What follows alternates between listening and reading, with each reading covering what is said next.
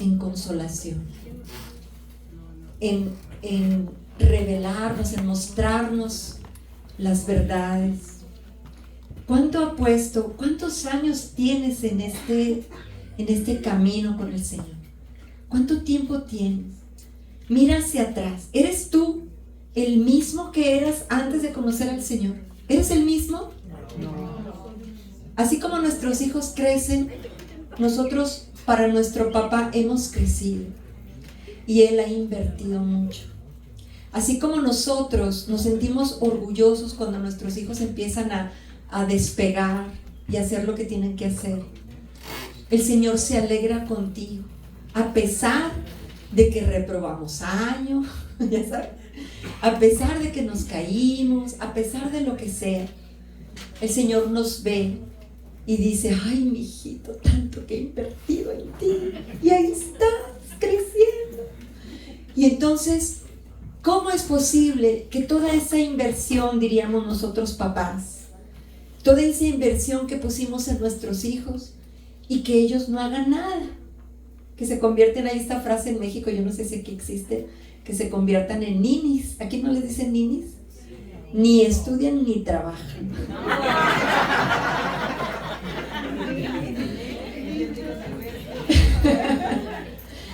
Entonces dice: ¿cómo es posible? Lo mismo, imagínense el Señor: ay, mi hijo, pues tanto que he invertido en ti, ¿y qué estás haciendo? Es para que ya estemos trabajando, ya estemos haciendo algo. Es necesario que nosotros salgamos a la misión.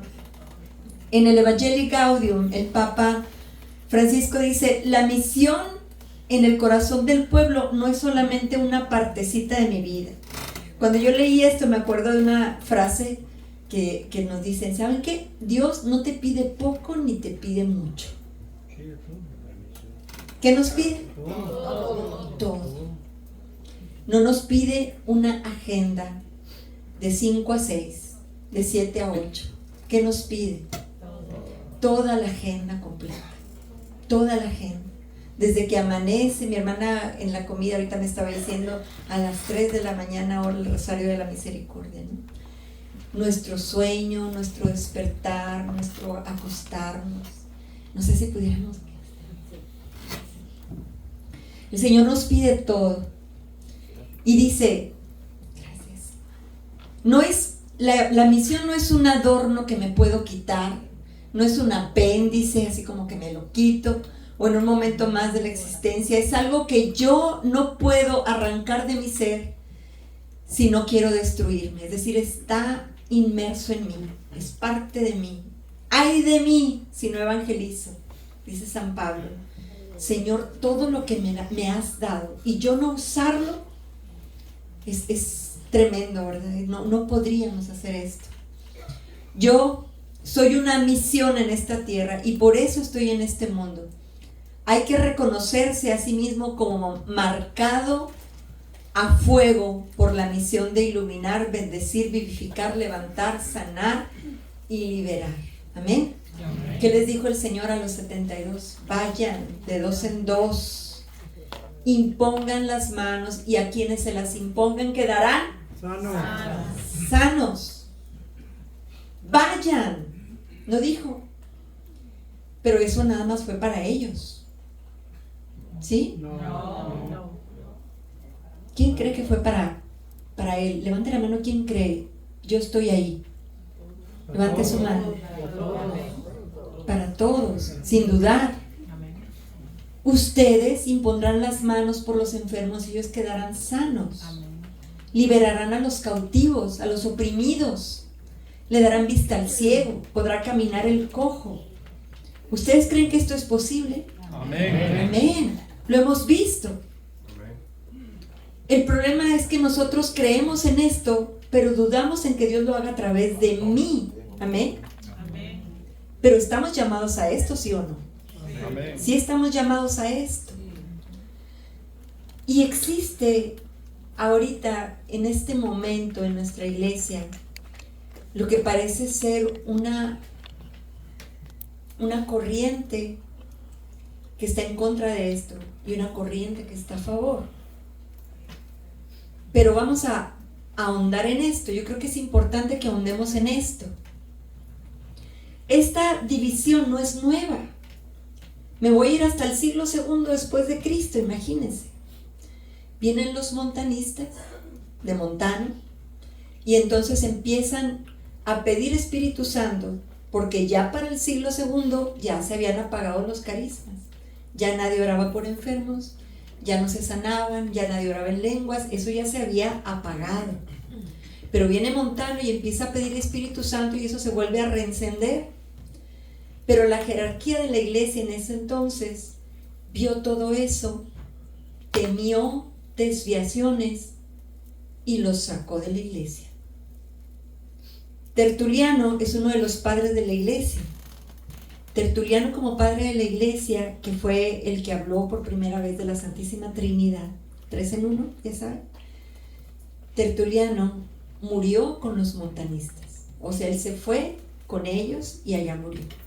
Es considerado padre de la iglesia. Pero esta división, fíjense desde cuándo viene. Fue tan ruda esta situación que entonces hubo una especie como de lucha en nuestra iglesia, porque había temor a que hubiera desviaciones, ¿cierto?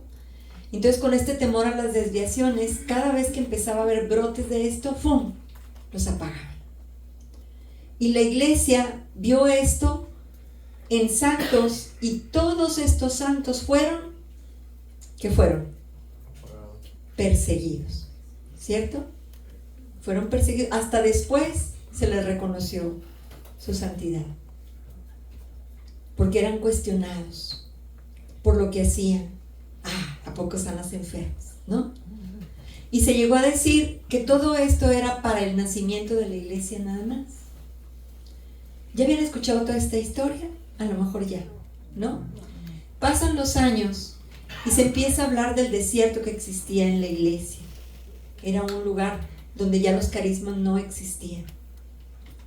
Y entonces viene la beata Elena Guerra, que por aquí no me acuerdo dónde está su reliquia de primer grado, ¿verdad? Que próximamente, acá, que próximamente ya va a ser santa, ya va a ser canonizada, la abuelita de la renovación. Bueno, esto fue por ahí del siglo XIX. La beata Elena Guerra recibió una locución de parte de Jesús que le dijo: necesitan regresar al Espíritu, ¿verdad? Mira cómo todos los santos tienen novenas, pero al Espíritu Santo nadie le reza, ¿no? Y entonces ella le daba, era como yo, le daba pena ir a hablar con el Papa León XIII, ¿no?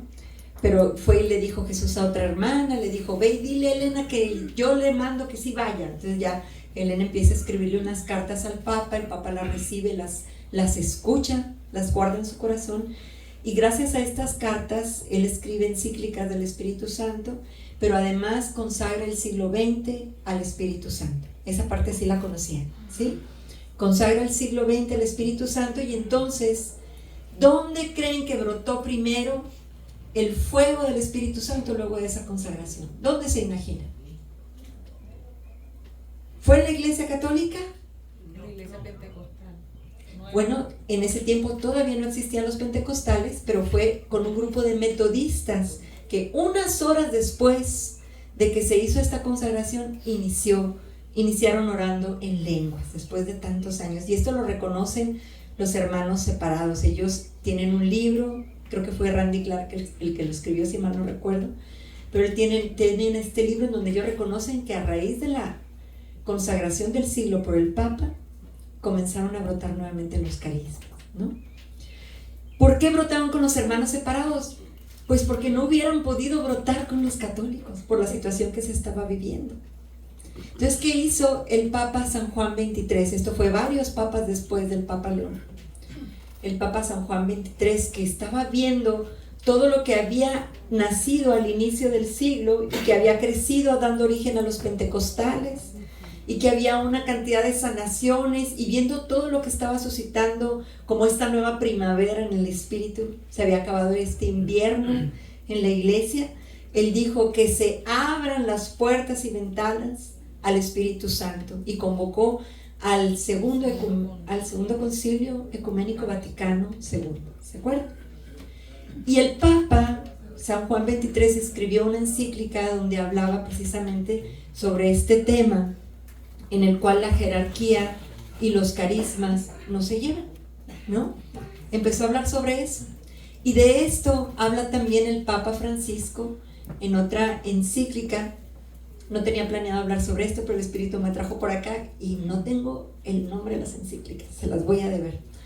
Pero tiene esta encíclica el Papa Francisco dirigida a los obispos, donde también les habla de la importancia de que ellos como obispos apoyen la corriente carismática y que la corriente carismática obedezca a su iglesia. Amén.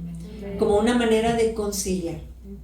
Amados hermanos, yo les quiero compartir que cuando mi esposo y yo iniciamos en la renovación carismática en México, allá por el 88, en aquel tiempo los carismas no eran muy bien vistos y eran sofocados, eran detenidos.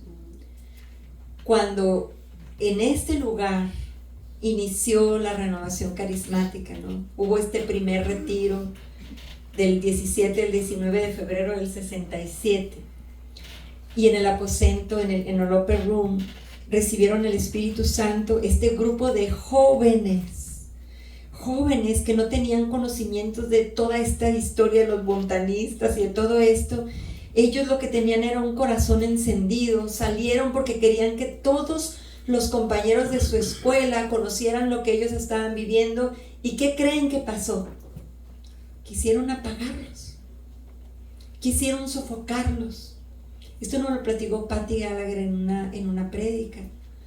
Y ella nos decía, fue difícil, tuvimos que abrir camino y obedecer a la jerarquía, ser obedientes y ser testimonio, pero no por eso dejar de insistir en el fuego y en los carismas, en lo que quería regalarnos el Señor. Nosotros vemos entre los hermanos separados que hay una cantidad de situaciones increíbles que suceden. Yo no sé si ustedes se han metido a explorar en la red todo lo que ellos publican, pero hay situaciones increíbles como oraciones en las que se electrocutan y se caen en el suelo y les da la risa y están atacados de risa y cosas que son así como extremas, ¿no? Para mi parecer son extremas, aunque son reales. Son reales, pues ahí el Espíritu tiene toda la libertad, pero nosotros somos obedientes. Nosotros necesitamos obedecer a la jerarquía porque eso es lo que Jesús nos enseñó, ser obedientes. Ok, he querido llegar a este punto porque cuando mi esposo y yo entramos a la renovación carismática y existía esto, les voy a compartir lo que nos sucedió. ¿Recuerdan que yo les dije que mi esposo cantaba el frío de mi casa? ¿Se acuerdan? Y que entonces le pedimos al Espíritu Santo que viniera y el Señor encendió un fuego en nuestros corazones y ese fuego fue creciendo por varias cosas a las que el Señor nos fue llevando. Ese fuego creció y creció y creció y entonces de retiros que teníamos que cancelar porque no iba gente, de pronto empezaron a llegar más y más personas. El último retiro que tuvimos en León, Guanajuato, porque vivimos 5 años ahí, el último fue de 3,000 personas que venían de todas partes de las diócesis vecinas porque querían experimentar esta bendición de la presencia del Señor. Y entonces en la provincia estaba una de las integrantes del equipo nacional y nos mandó llamar como ministerio y nos dijo: los jóvenes de la provincia quieren que su ministerio cante en el retiro que vamos a tener. Y está bien, porque ellos ya nos estaban observando y veían lo que estaba sucediendo. Dijo: y está bien, van a cantar ustedes, pero les vamos a pedir que nada más canten alabanzas alegres. Y entonces